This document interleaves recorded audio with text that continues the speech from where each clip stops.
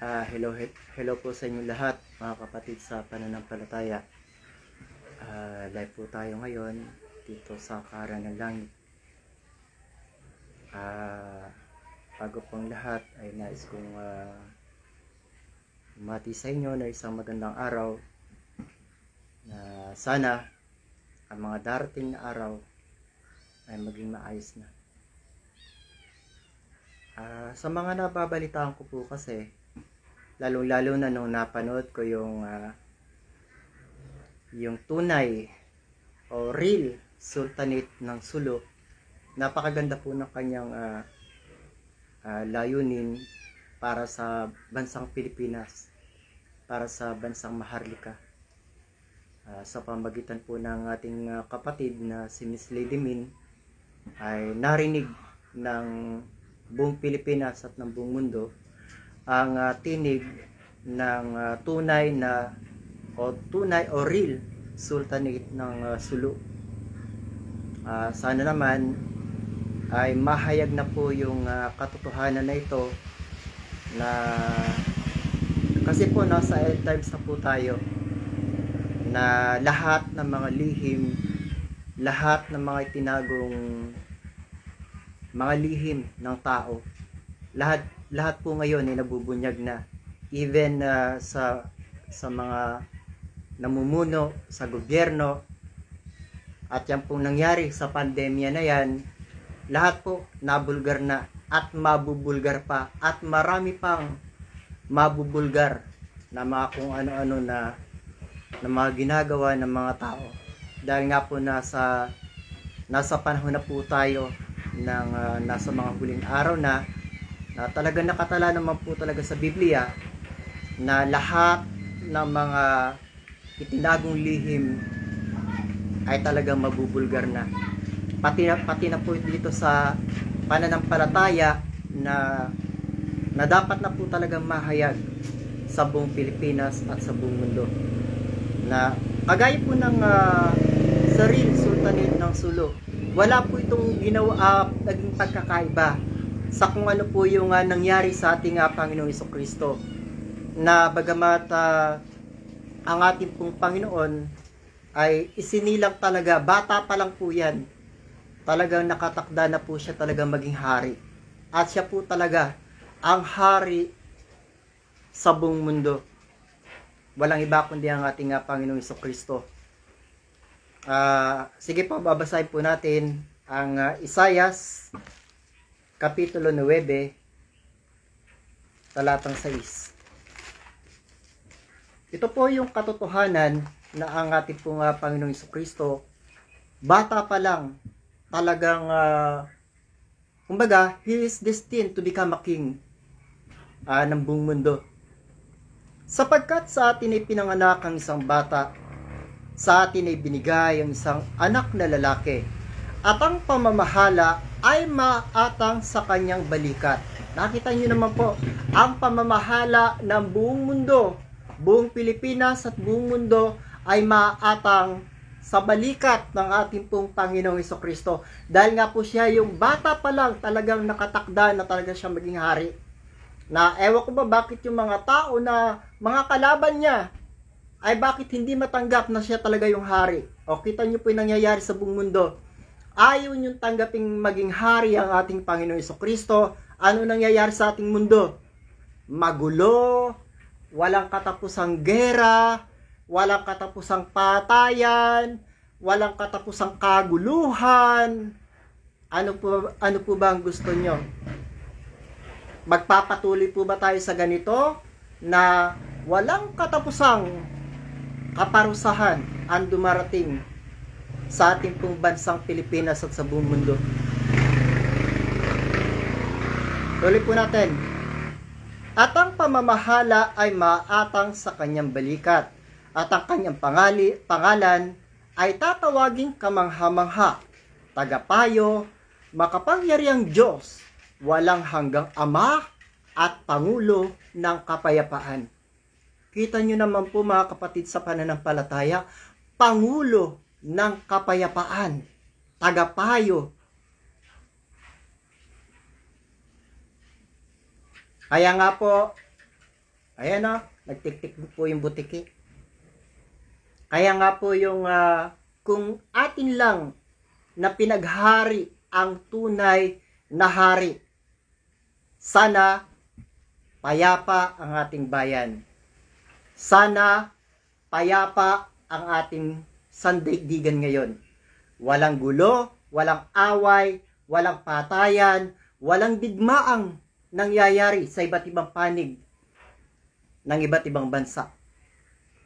Kung atin lang pinaghari ang ating Panginoong Jesucristo, dahil hari siya ng kapayapaan. Ang pinaghari ninyo, yung hari ng patayan, yung hari ng kaguluhan, yung hari ng mga katarantaduhan at kasamaan, walang iba kundi si Satanas. Kaya po, siguro, sa lahat po ng mga nangyari sa ating pong bayan at sa buong mundo, na kung atin po kasing pagpapatuloy pa yung mga nakagis na nating tradisyon, yung mga nakagis na nating kaugalian, yung mga nakagis na nating mga pananampalataya na walang kabuluhan ayon sa ating Panginoon at sa harapan ng dakilang Ama ay walang kabuluhan. Lalong-lalo na yung pananampalataya ng mga Katoliko. Ewan ko ba, bakit itong mga Catholic defender ay halos makapagpatayan na? Ako nga, muntik nyo na akong mapatay. Tandaan nyo, walang pari na nakarating ng kalangitan. Liban lang kay Father De Assis.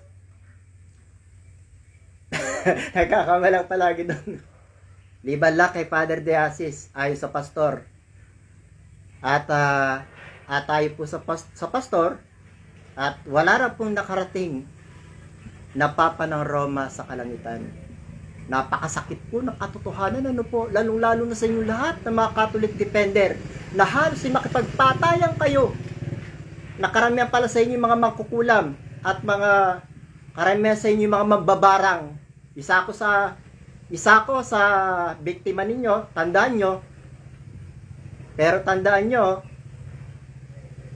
kapag ang isang hinirang ng Diyos ay inyong sinaktan,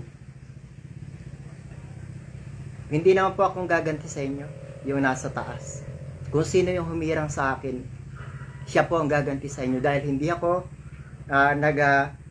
ng galit sa inyo, hindi ako gumanti sa inyo. Dahil alam ko na may isang gaganti para sa akin sa inyong lahat na mga ginagamit ni Satanas.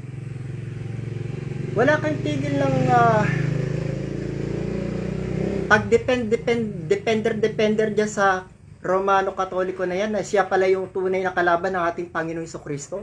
Pagkatapos nyo patayin yung mga apostol, magmula kay Apostol San Pedro hanggang sa pinakahulang apostol na si Apostol San Pablo, pagkatapos nyo patayin yung mga lahat ng apostol, kasama yung Panginoong Jesucristo, sasabihin nyo mga Katoliko silang lahat.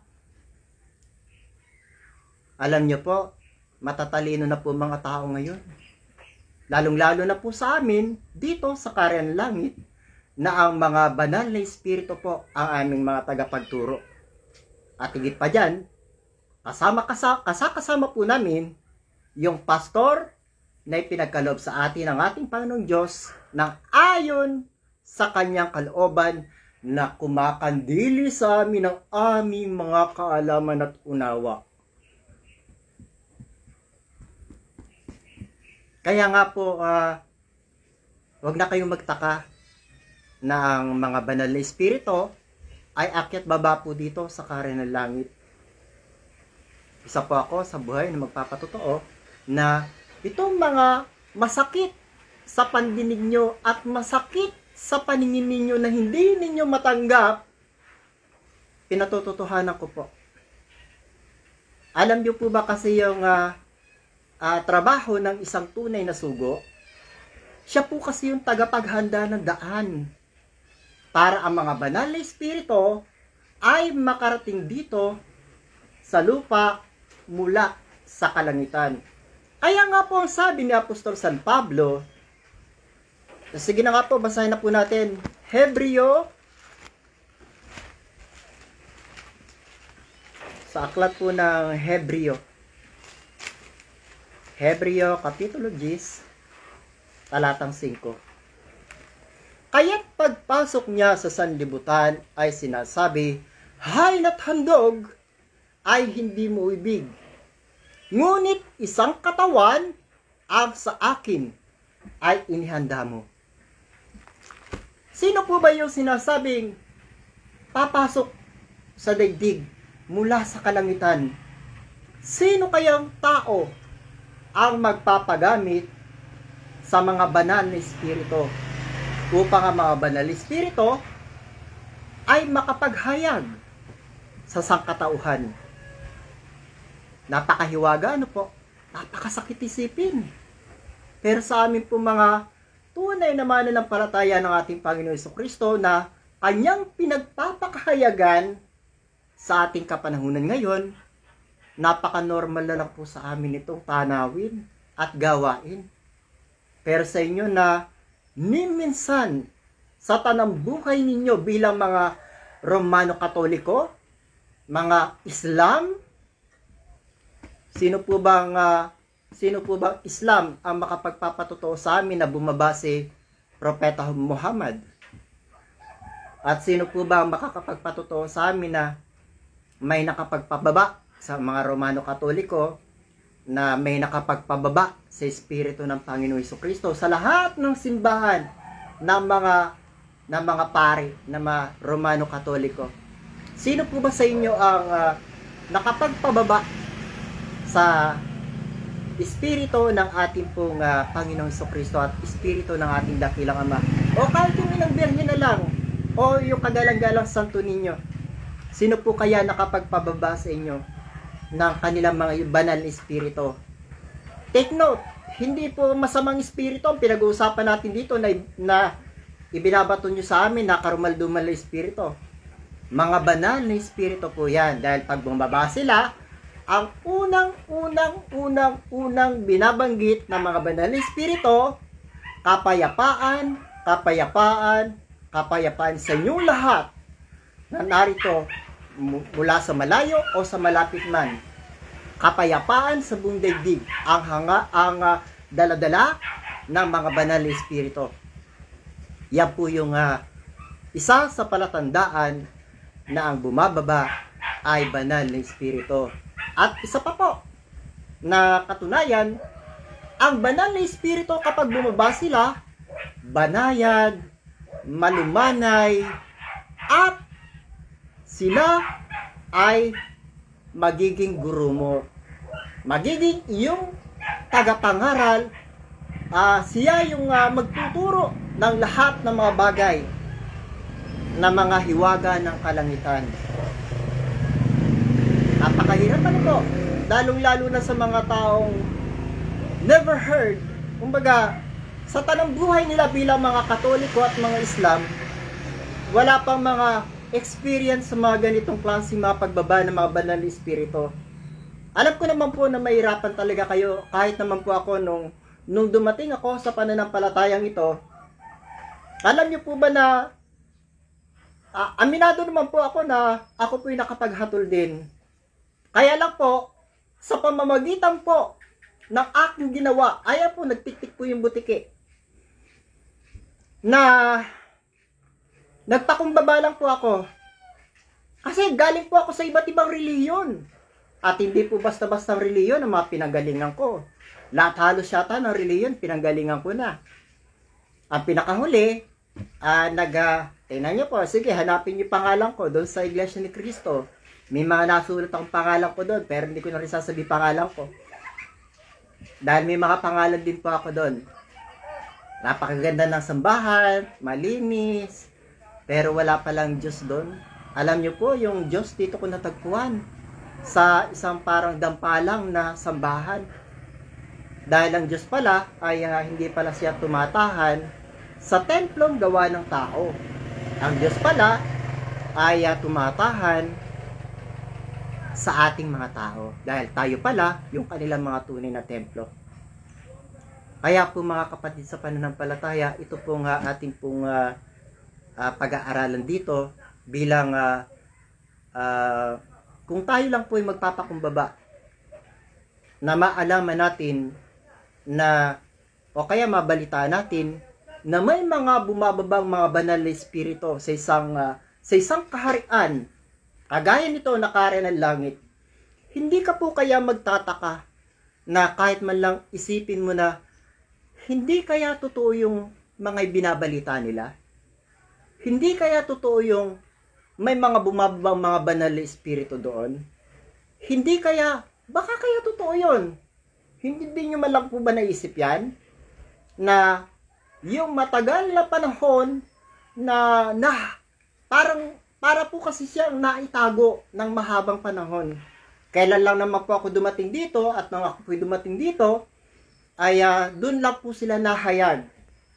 Una nga po, kaaway ko yung mga ayaw na ayaw talaga nilang mahayag sa social media na mayroon palang kaharian ng langit na ang mga banal na espiritu pala ay akit baba dito sa kaharian ng langit. Dahil marami pong mga nakahanda dito, mga luklukan. Na di ba yung binasa natin kanina, pagpasok niya rito sa sanlibutan, isang katawan ang sa akin ihanda mo.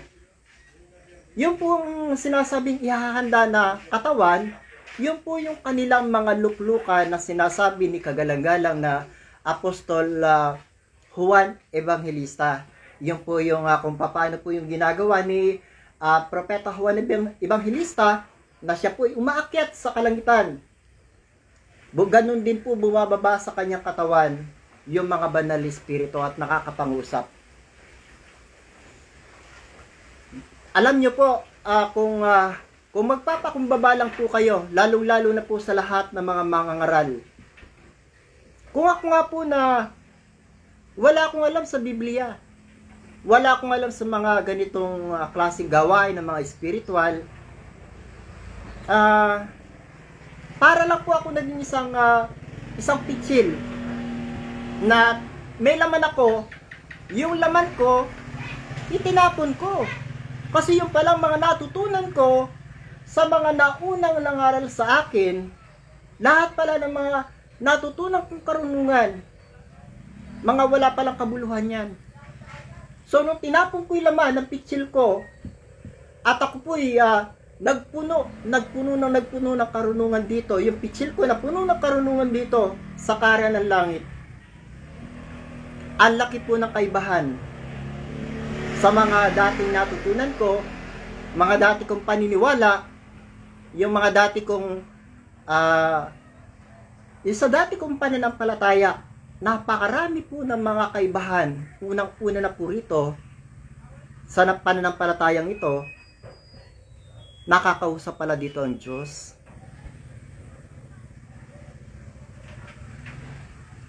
Ang hirap isipin, ano po?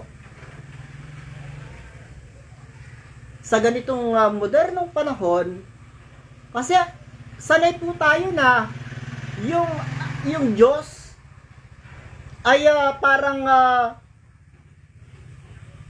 kagaya lang nila Propeta Moises, ng mga propeta, noon lang nila nakakausap ang Diyos. At sa ating makabagong panahon ngayon, na modernong panahon, may ganun pa palang nangyayari.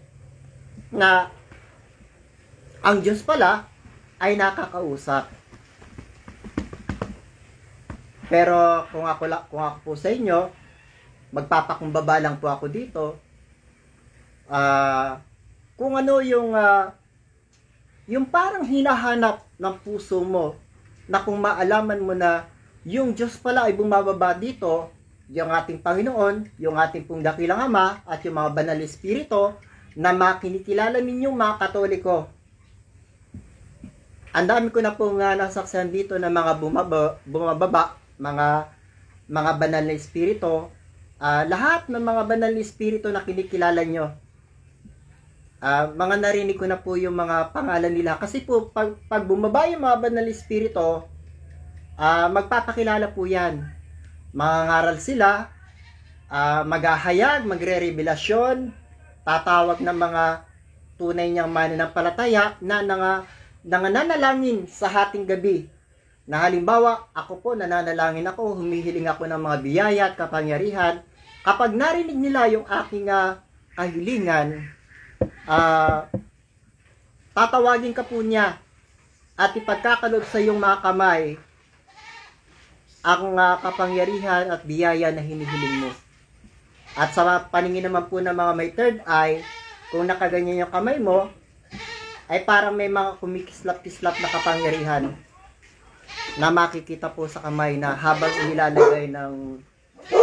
inilalagay ng banal na espiritu yung mga biyaya at kapangyarihan sa iyong mga kamay. Ganyan po kahiwaga dito sa Kaharian ng Langit, na sana po ay hanapin ninyo yung ganitong klaseng pananampalataya, na huwag po kayong maghatol na porke ganito lang yung sambahan namin, parang dampa lang. Alam niyo po ba kung bakit parang dampa lang itong sambahan namin? Ayan po, tingnan nyo sa taas, 49 years na nangangaral, naglilingkod sa taong bayan, nanggagamot. 49 years na napakarami na pong mga tao yung ginamot sa pananampalatayang ito. At napakarami na pong tao na natulungan at marami ng mga tao na napagbago. Isa na po ako sa nabago ng pananampalataya na to, na dating walang hiya, sa pamagitan po ng biyayang kaloob ng ating pong Panginoon. Pinatawad niya po ako sa aking pong mga kasalanan, dahil aminado naman po ako na isa talaga akong makasalanan. Kaya lang po ang ating Panginoon ay mapagbiyaya at lalong-lalo na sa mga tao nagpapakumbaba, nagsisising puso. Siya po ay hindi tumatawag ng mga taong matuwid. Hindi po siya tumatawag ng mga taong matatalino. Ang kanya pong tinatawag ay yung mga taong makasalanan. Isa po ako sa makasalanang tinawag niya. Binautismuhan niya sa Espiritu Santo at apoy. At pagkatapos po noon, dumating po sa akin yung nangyari sa Gawa Kapitulo 1, talatang 8. Yung po pala yung tunay na bautismo ng ating Panginoon Jesucristo, na kapag tinanggap mo, ay darating sa iyo at tatanggapin ninyo ang kapangyarihan pagdating sa inyo ng Espiritu Santo. At kayo'y magiging mga saksi ko kahit sa panig ng bansang Pilipinas. Kaya po ako'y nagpapatutuo sa ating pong Panginoon. At habang buhay po akong magpapatutuo sa Kanya ng ating palang Panginoon Jesucristo ay buhay magpakailanman. Buhay po akong saksi niya na nagpapatutuo sa Kanya. Dahil kung ako po itatanungin ninyo kung anong pananampalataya itong Kaharian ng Langit, ito po pala yung pananampalataya ng ating pong amang Abraham. Ito po yung pananampalataya ng mga naunang mga banal. Ito yung pananampalataya ng mga naunang mga propeta at ang pananampalataya ng Panginoong Jesucristo at lahat ng mga apostol hanggang kaya Apostol San Pablo. Ito po yung pananampalataya na dala-dala nila at dinaanan nilang pananampalataya kung saan po sila naroroon ngayon sa Kaharian ng Langit. Dito naman po, kahit naman po makarating kayo dito at makapasok kayo dito, hindi po namin sasabing ligtas kayo. Dahil nasa inyo pa rin pong pagsunod kung paano kayo magkakaroon ng kaligtasan. Kaya po yung mga pananampalataya na naghihikayat sa inyo, pasok ka dito, ligtas ka. Paano yung pumasok sa pananampalataya na yan ay tarantado, sugalero, babaero, o kung ano-anong ero, magnanakaw, tapos sasabihin mo ligtas, pumasok lang sa pananampalatayang yan. Napakalaking kalokohan po yan. Kahit po dito sa amin sa Kaharian ng Langit, kahit pumasok ka dito, kung hindi ka susunod sa mga batas palatuntunan ng ating pong dakilang Ama at hindi ka susunod sa mga kautusan ng mga banal na espiritu, wala ka pong kaligtasan dito. Subalit, napakalaking pribileyo ko na makarating ka rito sa Kaharian ng Langit dahil magkakaroon ka ng direktang koneksyon sa mga banal na espiritu, especially sa dakilang Ama at sa ating pong Panginoon. Yan po yung magiging pinakamagandang pribilehiyo mo sa pananampalataya na to na Kaharian ng Langit. magkakaroon ka po rito ng direct connection at matututo ka po rito ng mga hiwaga ng kung anong mga hiwaga ang nangyayari doon po sa kalangitan. Dahil ang ating po magiging mga tagapagturo po dito ay mga banal na espiritu po. Sila po yung mga tagapagturo natin dito. At isa po ako sa magpapatotoo na ang naging tagapagturo ko po dito, isang banal na espiritu sa katauhan po ni Manang Lilia Banggis. Isa po siya, nung baguhan po ako dito, isa po siya sa banal na espiritu na yumaong kabiyak ng ating pong pastor, na ngayon po ay nasa kalangitan na. Ang kanya pong protector ay si Santa Teresita. Eto po, nung last Saturday lang, si Santa Teresita po ay bumaba. Doon po dito po sa Karan ng Langit, doon nga lang po sa may hangga pang Bulacan. At ganun po pala kapag kung sino yung naging gabay mo, naging protector mo, siya pala yung makakasama mo sa kabilang buhay. Kung halimbawa nasa kalangitan yung protector mo, nandun kakasama mo siya. Ganyan po pala rito sa Karan ng Langit. Kaya po itong mga hiwaga na nasasaksihan ko rito, hindi ko po ito itatago.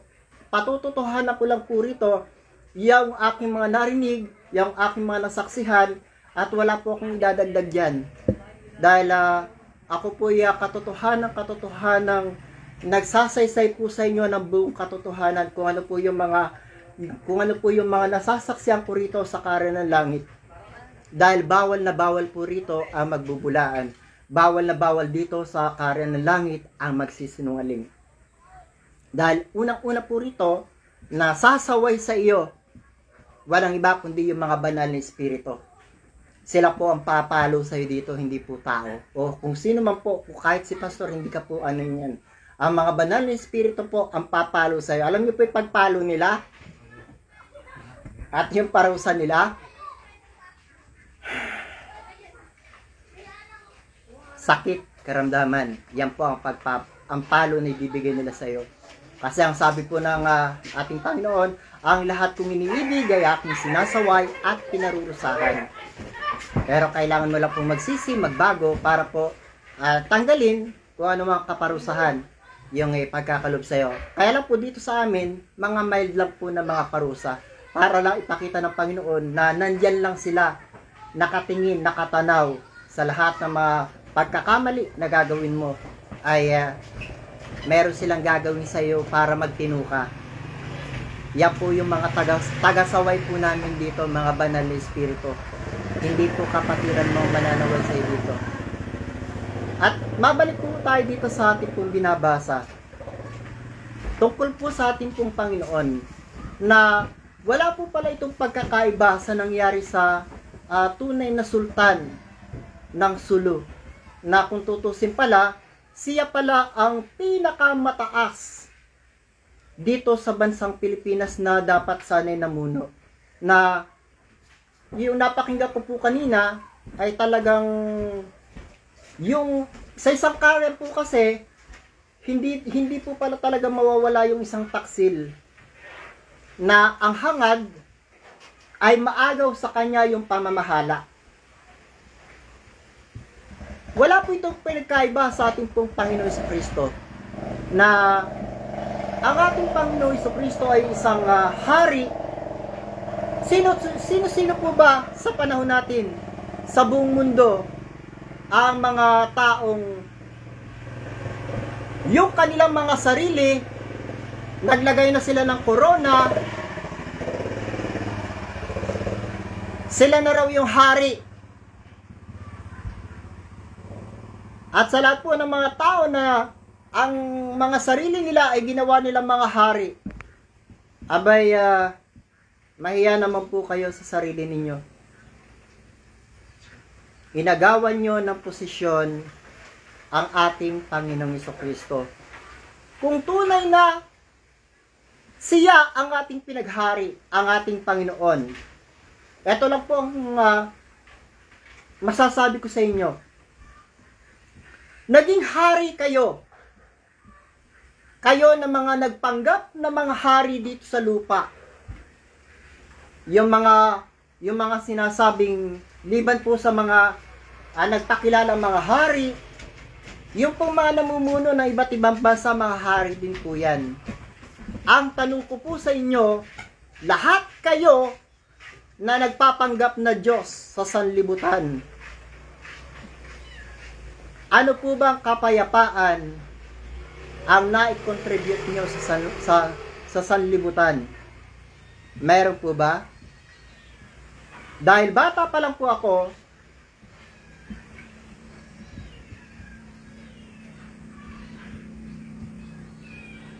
hindi na po naging payapa ang daigdig. Magpasa hanggang ngayon, walang katapusang kaguluhan, walang katapusang patayan. Naglaganas na sa buong mundo ang kasamaan. Binalot na ng kadiliman ang sanlibutan. Yun po yung sinabi po ni Propeta Isaias. Isaias, Kapitulo 56. Basa po ulit tayo.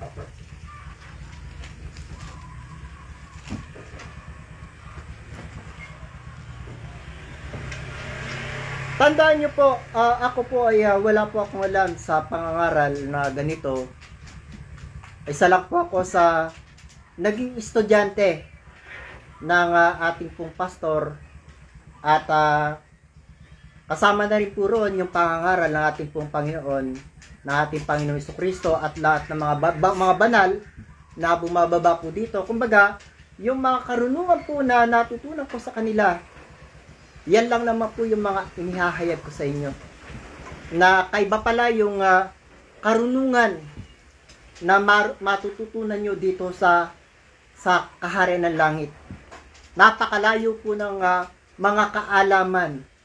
Kung kayo lamang po, lalong-lalo na po sa lahat ng mga mangangaral sa buong Pilipinas at sa buong mundo, kung magpapakumbaba lang po kayo sa kaharian ng langit at igagalang nyo yung tunay na hari, walang iba kundi yung ating Panginoong Jesucristo, na kahit anuman ang iyong pananampalataya, anuman ang inyong paniniwala, anuman ang nakagisnan mong relihiyon mo, kung magpapakumbaba ka lang po sa Panginoong Jesucristo, pupunta ka dito, magpapakumbaba ka sa Kanya. Alam niyo po ba na kayang-kaya Kanyang gawing propeta? Kayang-kaya Kanyang gawing pinakamagaling na manggagamot? Kayang-kaya Kanyang bigyan ng kapangyarihan? Ito po yung dapat na mahayag sa lahat ng relihiyon sa buong mundo, na meron palang ganitong pananampalataya na makakadaupang palad mo yung Panginoong Jesucristo. Magpakumbaba ka lang po. Huwag kang mamimiloso po, dahil ang yung namimiloso po rito, sa oras na bumaba ang Panginoon at ikaw ay namiloso po, tandaan mo po ang babala ko. Sa oras na ikaw ay namiloso po rito sa banal na espiritu na nakalukluk dito sa luklukan,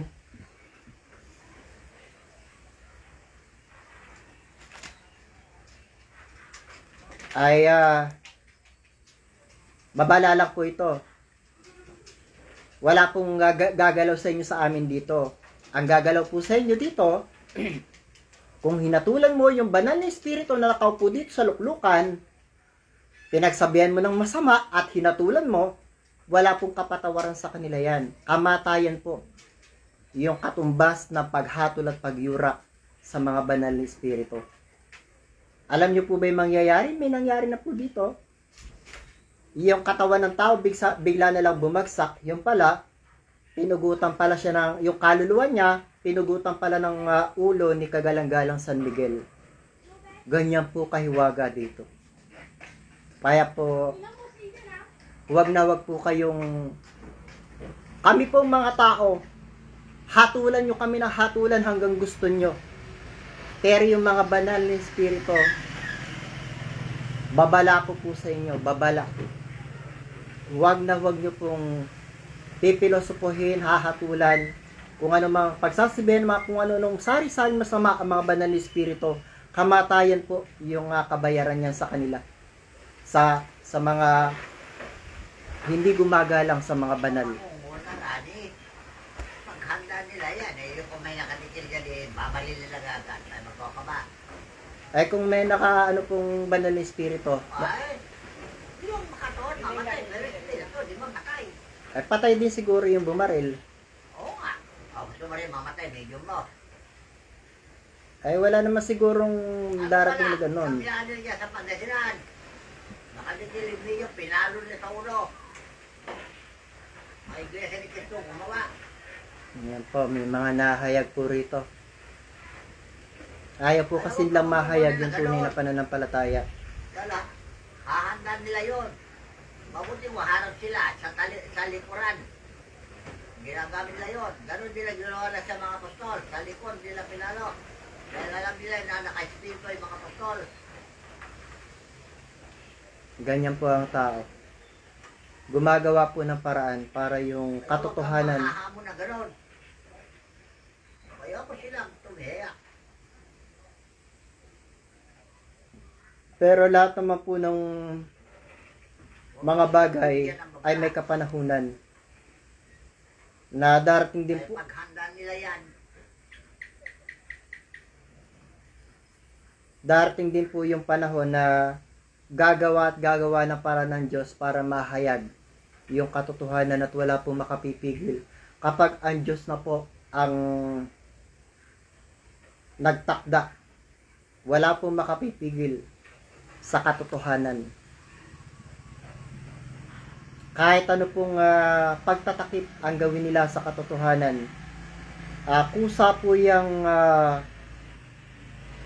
yung sisingaw.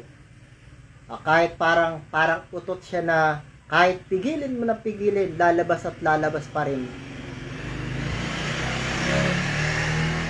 Sisingaw at sisingaw pa rin. Dahil lahat po ng panahon may mga nakatakda pong oras yan para malabas po yung mga katotohanan. Kaya po itong nangyayari. Saan ba yun sa babasahin ko? Ito po kasi nangyari sa ating kapanahunan. Yung basahin ko lang po Isaiah kapitulo 60 talatang 2. Sapagkat narito tatakpan ng kadiliman ng lupa at ng salimot na dilim ang mga bayan. So yun po nangyari na po ito sa ating pong kapanahunan na talagang yung kadiliman ay naglaganas na sa buong daigdig.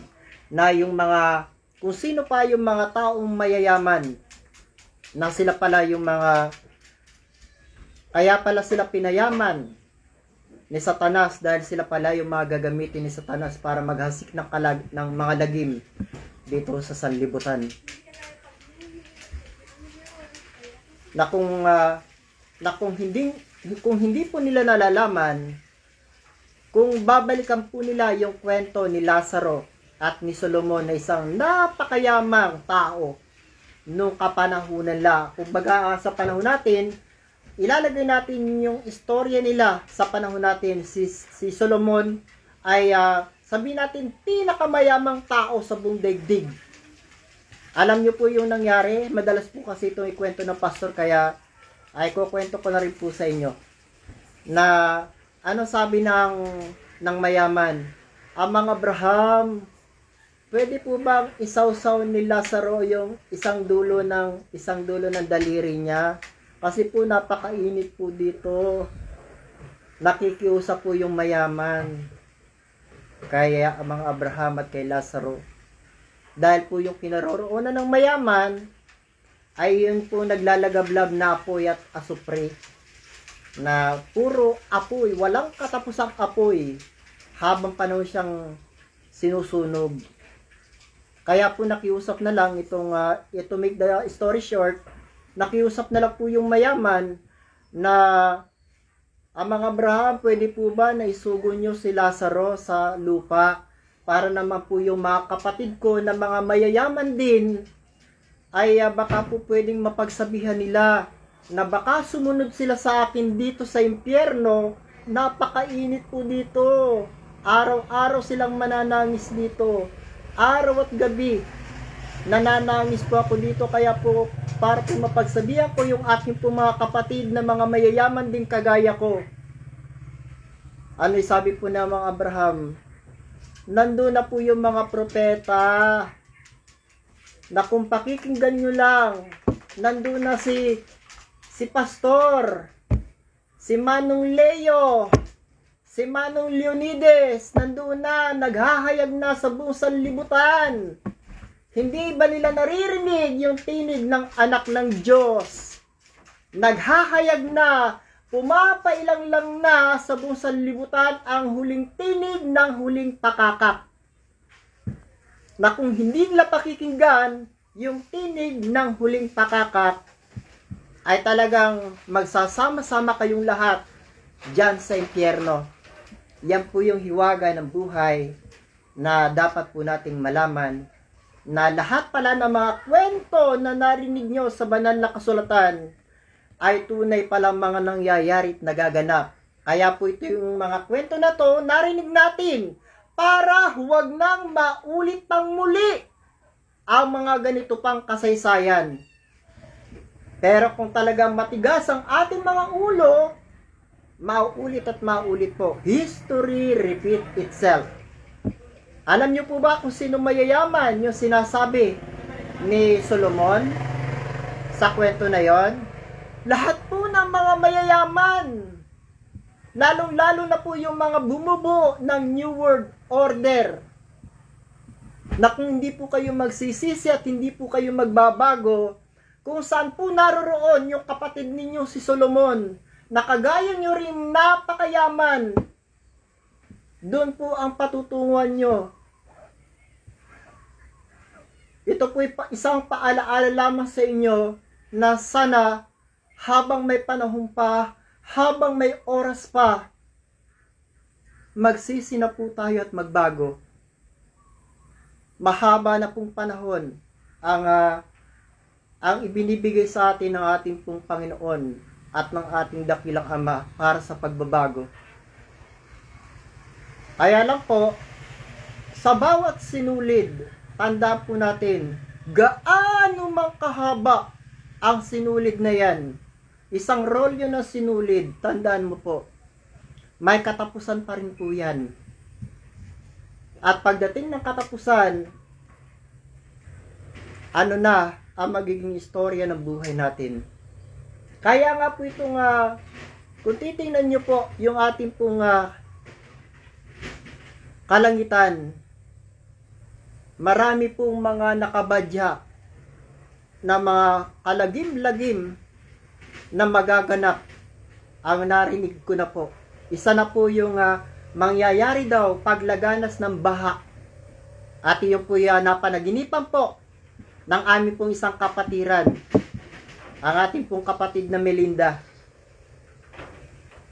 na napanaginipan daw po niya ang tubig daw na marumi ay umabot daw hanggang puno.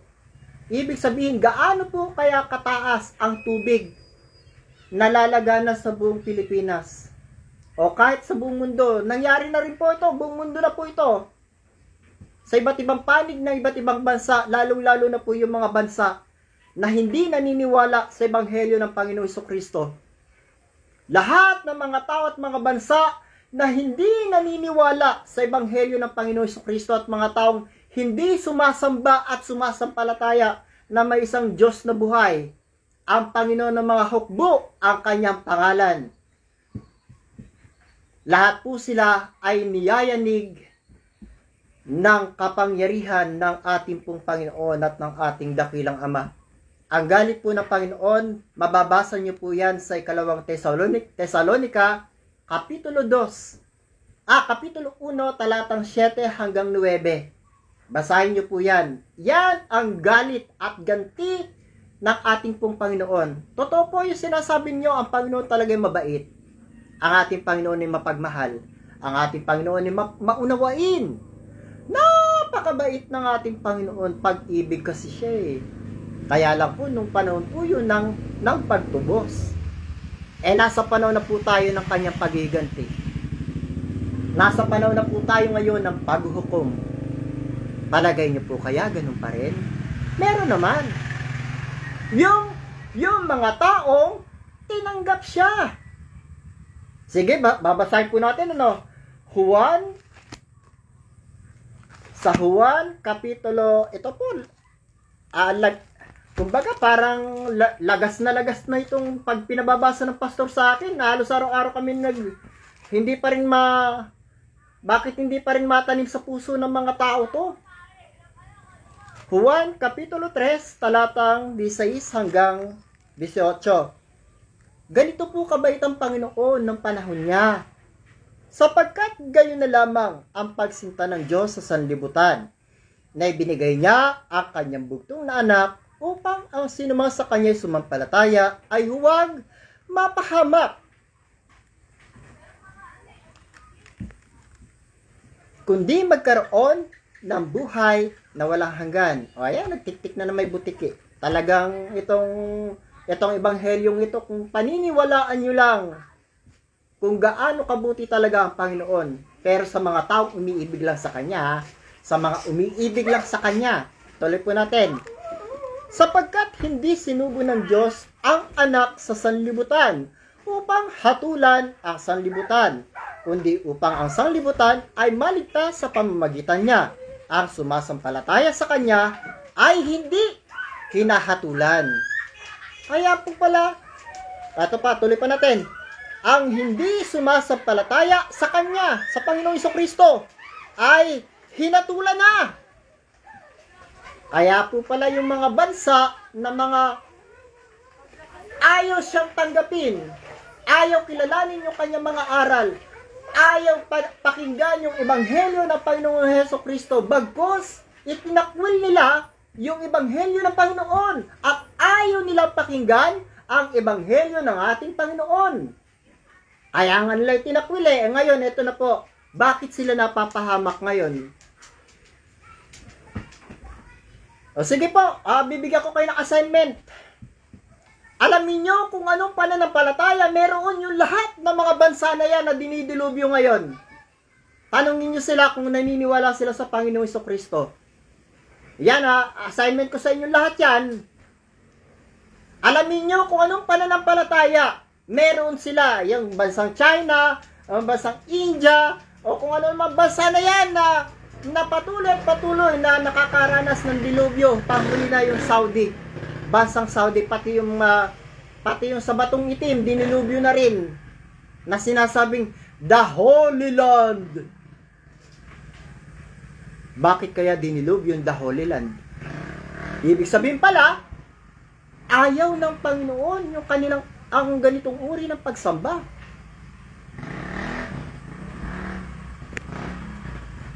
Hindi po kaya kailangan na po natin ng magpakumbaba na lang. Dahil kung titingnan po ninyo, mga kapatid ko sa pananampalataya, kung tayo lang ay magpapakumbaba, kung tayo lang ay magbabalik loob sa Diyos, napakaganda po ng kanyang mga pinapangako sa buong sanlibutan. Dahil wala naman pong ibang makapagbibigay sa atin ng kapayapaan at kasaganaan. Wala pong iba kundi yung ating Panginoon lang. At yung mga nangangako na yan na magmula pa nung ako'y bata pa, dami nang nangako ng mga hari-reyna, na kung sino mga Poncio Pilato, mga pinuno na iba't ibang bansa ng pasasaganayan ng bayan. Wala pa akong nakita ng sumaga ng bayan. Lalong-lalo na dito sa bansang Pilipinas. Pera na lang yung mga bayan na talagang pinagarian ni Satanas. Talagang yumaman talaga sila. Kasi merong yung parang ayon po sa mga narinig ko mga kwento, mga napapanood ko, na yung mga pera daw na ginamit nila galing din pala sa bansang Pilipinas.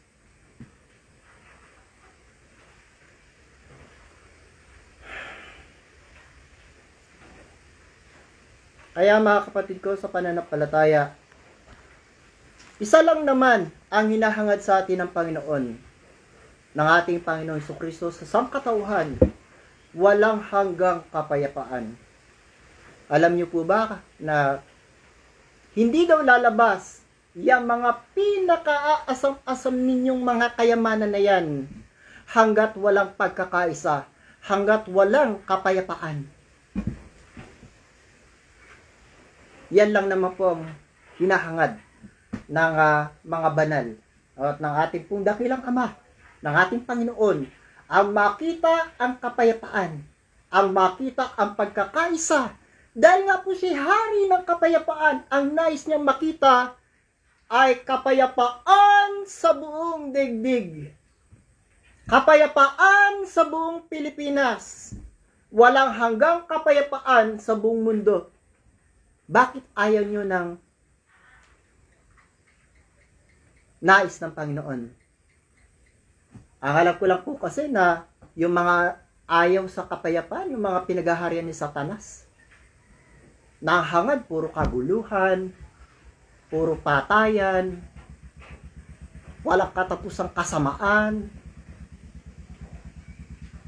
Kaya po, sana, may mga isip naman po tayo eh. Lahat po tayo mga tao. Alam naman po natin, kapag tinanggap po yung Panginoon sa iyong buhay, bilang yung hari, paghahari natin ang ating Panginoon sa ating puso, sa ating buhay, sa ating buong pagkatao, sa lahat ng ginagawa natin sa bawat araw. Kung lahat ng mga tao paghahari ng Panginoong Jesucristo, sa palagay niyo po kaya, bawat tao, ganito yung gagawin. Magiging magulo pa kaya ang ating bayan? Magkakaroon pa kaya ng malawakang digmaan? Magkakaroon pa kaya ng mga patayan kung ang naghahari sa buong sangkatauhan ay pag-ibig at kapayapaan na itinuturo at iniibanghelyo ng ating Panginoong Hesukristo sa sangkatauhan? Kaya po itong mga kampo ni Satanas na ayaw maghari ang Panginoon, tandaan nyo pong lahat, may paghihiganti pong gagawin sa inyo ang Panginoong Hesukristo. Dahil ang sabi niya sa Lucas Kapitulo 19, talatang 27, datapwat itong aking mga kaaway na ayaw na ako'y maghari sa kanila, ay dalhin ninyo rito at patayin ninyo sa harap ko. At ito pa po, mas mabigat ito, ang sabi ng Panginoon, Apokalipsis Kapitulo 21, talatang 8. Lahat ng mga tao at bansa na kinakalaban ang Panginoong Jesucristo, ito po ang inyong kahantungan kung hindi kayo magsisisi, hindi kayo magbabago, at hindi kayo magbabalik loob sa Diyos. Ito po, Apokalipsis Kapitulo 21, talatang 8. Ngunit sa mga duwag at sa mga hindi mananampalataya at sa mga kasuklam-suklam, tingnan nyo naman po, kasuklam-suklam na pala kayo sa harapan at karumal-dumal sa harapan ng ating pong Panginoon at sa harapan ng ating dakilang Ama. Lahat ng mga ayaw ng kanyang ebanghelyo, lahat ng mga tao na ayaw ng kanyang mga aral, na ayaw kilalanin ng Diyos na itinakwil yung Panginoong Jesucristo, ito yung inyong kahantungan lahat kung hindi kayo magsisisi at magbabago. Ngunit sa mga duwag at sa mga hindi mananampalataya at sa mga kasuklam-suklam at sa mga mamamatay tao at sa mga mapakyapid at sa mga manggagaway, mga makukulam, magbabarang, na mga Catholic defender na mga makukulam, isa ako sa biktima ninyo, may kalalagyan kayo sa Panginoon. At sa mga mapagsamba sa Diyos-Diyosan at sa lahat ng mga sinungaling, ang kanilang bahagi ay sa dagat-dagatang nagnininga sa apoy at asupri na siyang ikalawang kamatayan. Ito po ay binabasa ko lang po para matauhan na po kayong lahat na kayong lahat ng mga gumagawa ng kasamaan, may pagkakataon pa po kayo. Kung kayo po'y magsisisi, kung kayo'y magbabago, may pag-asa pa po sa lahat ng mga tao nagbabago. May pag-asa pa na kayo'y buhayin pa ng Panginoon at bigyan pa kayo ng mahabang buhay. Lalong-lalo na po sa mga taong nagkaroon ng mga sakit at karamdaman. Ang kailangan nyo lang naman po at ang kailangan nyo lang gawin at ang kailangan ng Panginoong Hesukristo at ng ating dakilang Ama sa inyo na kayo ay makita na kayo ay nagsisisi, nagbabago. Yun naman po sinasabi ni Propeta Isaias na may pagsisisi at pagpapakumbabang loob upang bumuhay ng loob ng nagpapakumbaba at upang bumuhay ng puso ng nagsisisi. Yun lang naman po pala ang hinahangad sa inyo ng Panginoon para kahit kayo na mga nakaratay na sa inyong mga higaan,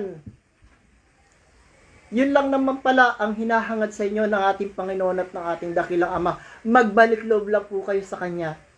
Magsisi, magbago. Yun lang po, napakasimple. Kung pagsusumikapan nyo po yung gawin, bakit ako na muntik na ako namatay, yun lang ang ginawa ko. Bakit ngayon nandito ako sa inyo nagpapatotoo na ang mga banal, buhay po silang lahat. Alam niyo po yung talinghaga ng propeta namin na umakyat sa kalangitan? Naalaman po niya, ang sabi daw po ng banal sa kanya, marami daw po mga ibon ang nagliliparan sa kalangitan. Wala daw pong puno na madapuan. Sa mga matatalino, alam niyo po ba ibig sabihin ng talinghaga na yan? Alam ko naman po, hindi nyo kayang ipaliwanag niya, kaya sabihin ko na. Ang sabi po ng ating pong propeta na umakyat sa kalangitan, marami daw po mga banal na espiritu ang nais nang bumaba sa kalupaan. Wala raw po silang makita mga taong nagbabanal, mga taong banal, na wala silang taong magamit. Kaya nga po yun yung sabi sa atin ni kagalang-galang na Apostol San Pablo, na ihandog daw po natin yung ating mga sarili na isang haing buhay, banal na kaaya-aya sa ating pong dakilang Ama. At ipagamit daw po natin yung ating mga sarili bilang kasangkapan ng katuwiran ng Diyos at hindi kasangkapan ng demonyo sa kanilang kasamaan. Alam naman po natin kung ano yung mangyayari sa atin kung puro kasamaan ang gagawin natin. Kababasa ko lang po, impyerno talaga ang patutunguhan. At kung tayo naman po ay naggawa ng kabutihan dito sa sanlibutan, yan po yung kumbaga po lagi ko rin sinasabi na ang buhay pala ng tao, it is only a matter of choice. Kung choice mo na magpakasama pa, sige lang. Kung choice mo na magpakabuti ka, sige lang. Alam niyo po yung sinabi ng Ama? Sige po, basahin na po natin. Ang sabi po ng Ama,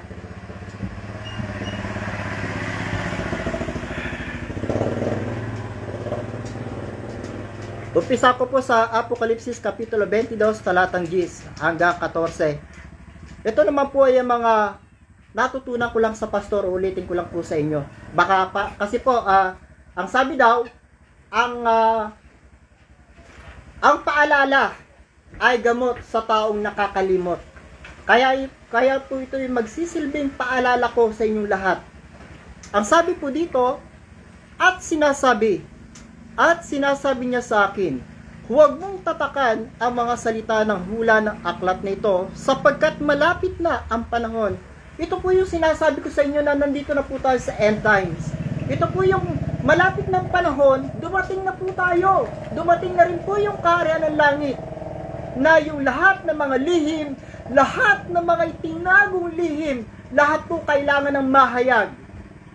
Kaya nga po nabubulgar na yung mga nasa gobyerno, lahat ng mga tinatago nilang mga lihim, pati yung confidential fund na nakalihim.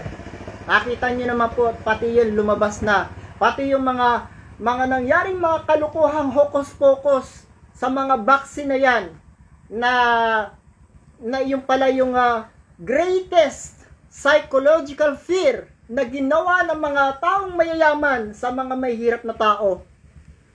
Salamat na lang po sa mga banal na espiritu at ako po ay nakaraos, hindi po ako nagpabaksin. Vaccine free po ako.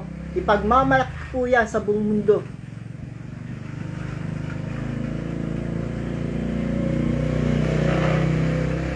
Na yan palang ginawa ng mga namumuno na yan.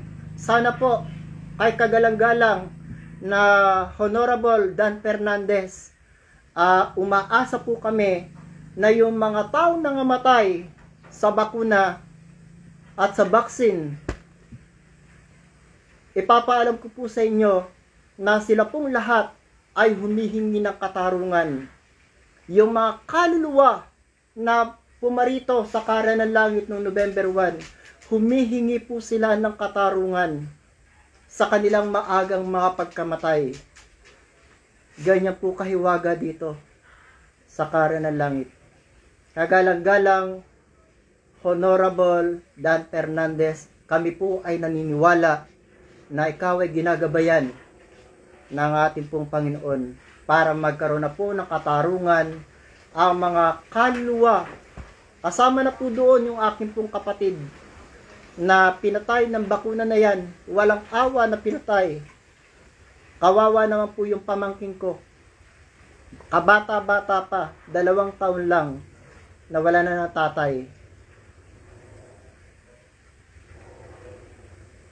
At alam ko naman po na maraming mga istorya ang mga nangyaring ganito. At sana po sa sambayanan, mamulat na po kayo. Tama na po yung minsang katangahan na ginawa po natin. Pasensya na po kayo sa mga pananalita ko dahil ito po yung sinabi ng Panginoon na gumamit na daw po kami ng mga lamang kati, na mga pamalong bakal, dahil ang puso at isipan daw po ng mga tao ay sadyang matitigas. Kaya kailangan daw po namin gumamit ng mga mabibigat na salita upang ang lahat ng mga tayo mamulat na sa katotohanan. Kaya nga po yung sabi ng ating pong kagalang-galang na Dr. Jose Rizal, hindi ako natakot sa mga mananakop ng aking bayan. Ang aking tinatakot ay ang pagiging mangmang ng aking kababayan.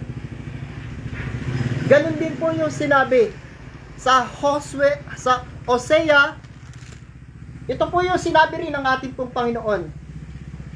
Oseas, Kapitulo 4, talatang 6.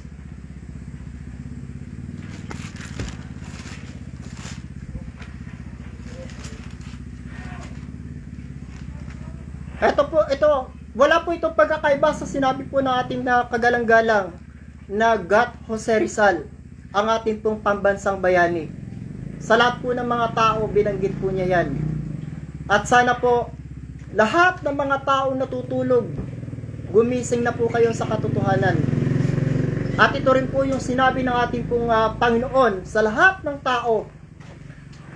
Oseas, Kapitulo 4, talatang 6. Ang aking bayan ay nasira dahil sa kakulangan ng kaalaman.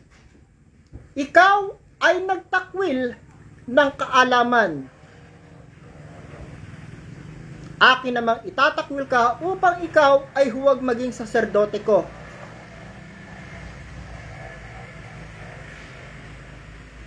Wala pong pinagkaiba sa sinabi po ng ating kagalang-galang na Dr. Jose Rizal, na ang kanya daw pong kababayan, hindi na po na siya natakot sa mga mananakop ng kanyang bayan. Ang kanyang ikinatatakot ay ang kamangmangan ng kanyang mga kababayan na magpasa hanggang ngayon po ay patuloy na nagaganap. Na nung sinabi lang ng gobyerno, magpabaksin kayong lahat. Nagpabaksin kayo. Ako, bago po ako sumunod sa tao, ay sabi po ni Apostol San Pedro sa amin, bago kami sumunod sa tao, sa Diyos muna. Ayan po, sinod ko, San Pedro. O, di ako napahamak. Kaya po mga kapatid sa pananampalataya, kaya ko lamang po sinasabi itong mga ganitong bagay po sa inyo para mamulat na po tayo sa katotohanan at para maalaman na rin po natin ang pananampalatayang dala-dala ng pastor na siyang tunay na sugo sa ating kapanahunan ngayon, ang bisig ng ating dakilang Ama sa ating kapanahunan ngayon.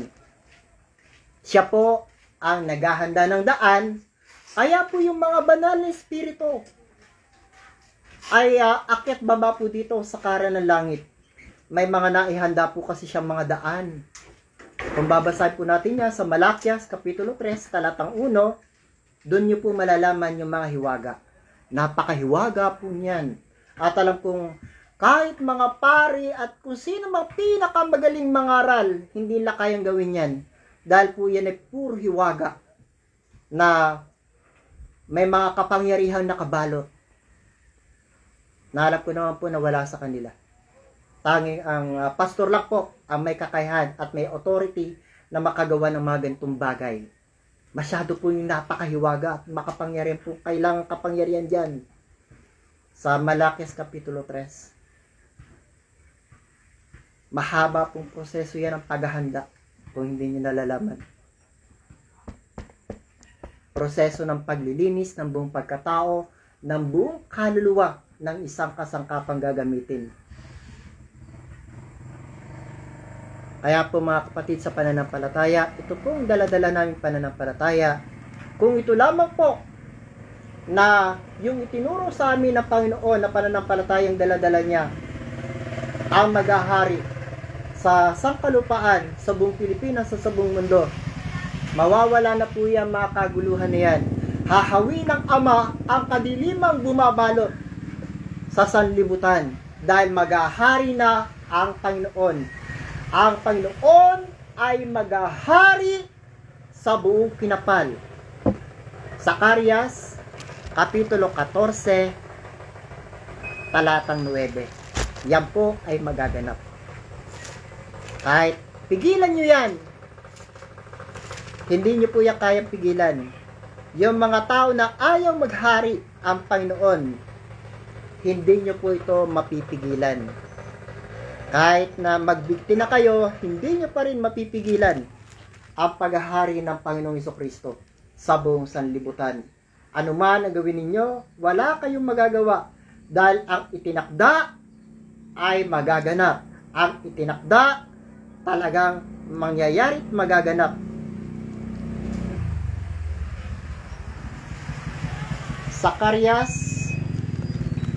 Kapitulo 14, talatang 9. Ito po yung magaganap po ito kahit anong pagtatakip nyo sa katotohanan.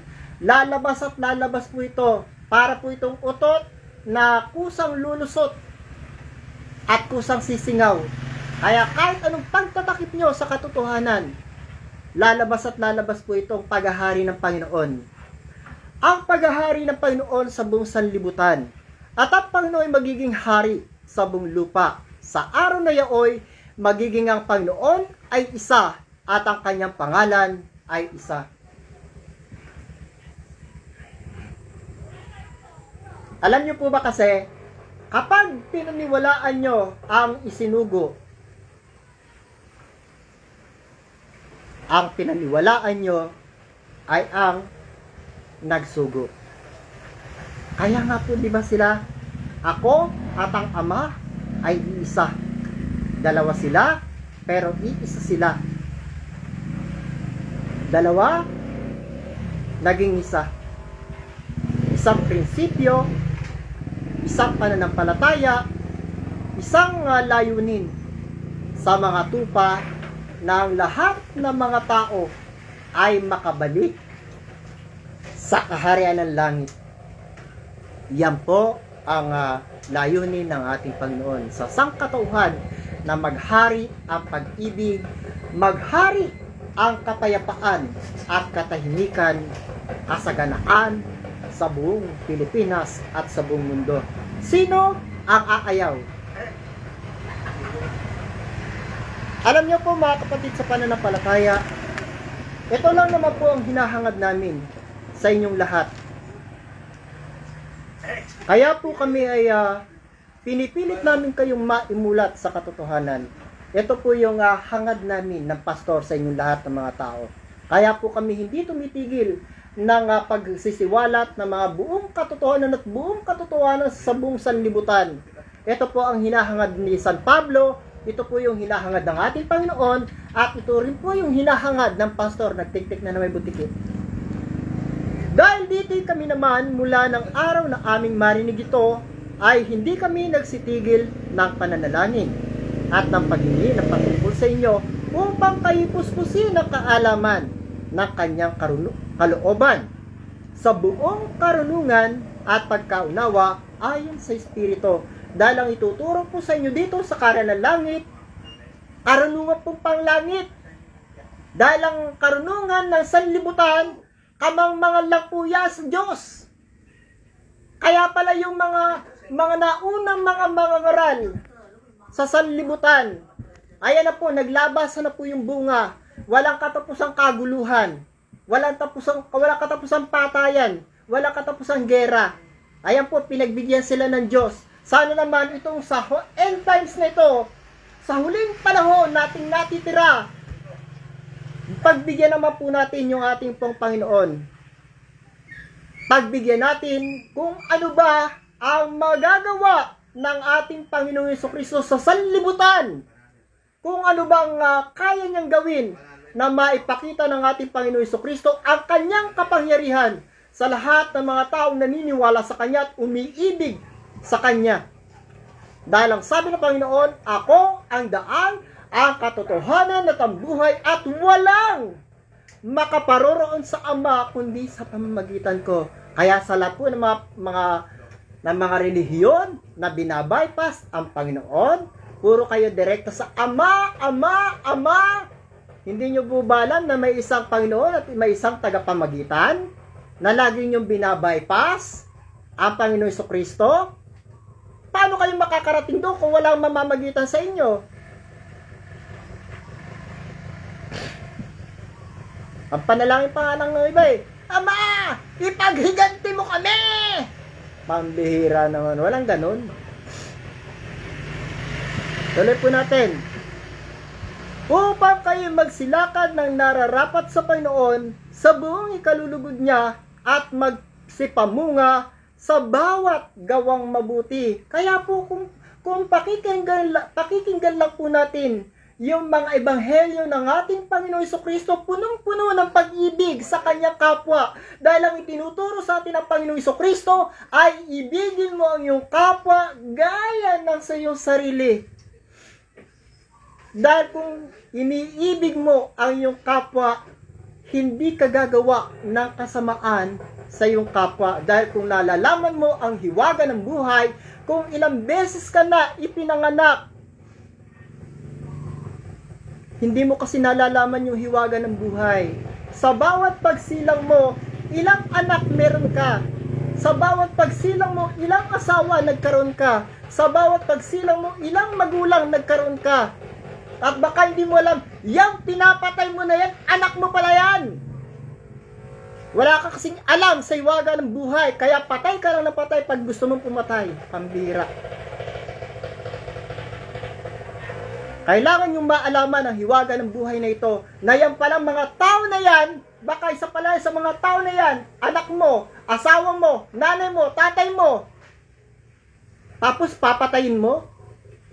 Tapos kaaway mo?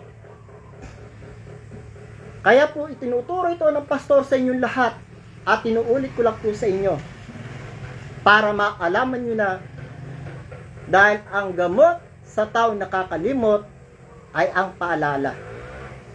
Upang kayo magsilakad na nararapat sa Panginoon sa buong kalulugod niya at magsipamunga sa bawat gawang mabuti at magsilago sa kaalaman ng Diyos. Kaya nga po itong mga hiwaga ng buhay ng tao, pinapaalam po sa inyo ng pastor at pinapaalam ko na rin po sa inyong lahat. Inuulit ko lang para palagi po kayong ma-remind na ang mga tao pala na yan na nais ninyong patayin, katayin, o kung ano man ang gusto nyo kasama gawin sa inyong kapwa, hindi mo pala alam, yung pinapatay mo pala na yan, ay yung palang anak sa nung nakarang buhay mo. Yung palang tatay mo, nanay mo, nung nakarang buhay mo.